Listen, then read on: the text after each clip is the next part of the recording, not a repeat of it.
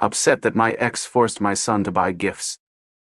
I have a 17-year-old son with my ex.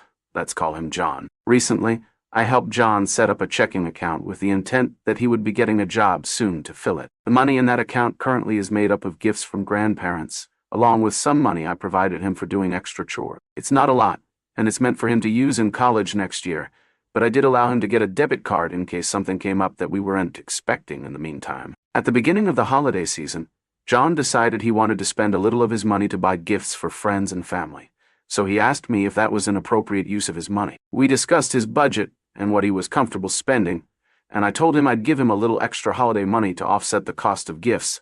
Then we went shopping. He bought gifts for his dad, stepmother, me, grandparents, and a couple of friends, and managed to stay just inside his budget. Everyone was happy until he went to his dad's house. His dad scolded John for not also purchasing gifts for his stepmother's family, stepmother's sister, brother-in-law, mother, etc., and demanded that John go shopping again and purchase gifts for all of them. John insisted that his holiday budget was already spent, and if he spent any more it would put him below his comfort level in his bank account. His father scolded him again, saying that he couldn't believe he would put buying gifts for his friends' gifts above buying gifts for his family. John reluctantly went shopping again, and when he was done, spent almost twice the budget that he and I had originally set. John then called me, and I told me about the situation, through tears. During the course of the day, my ex had also insisted that John get a haircut, which John didn't want, and it turned out looking awful.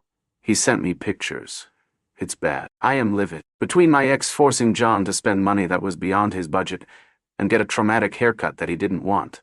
I don't want to go into the haircut thing too much here, but this is not the first time my ex has forced an unwanted haircut on John, and every time it happens, John ends up in tears. John is now begging me not to say anything to his dad. He says every time I try to intercede on his behalf, it results in his dad picking another fight with him. I really want to call my ex and defend John, and demand he reimburse him for the gifts he forced John to buy.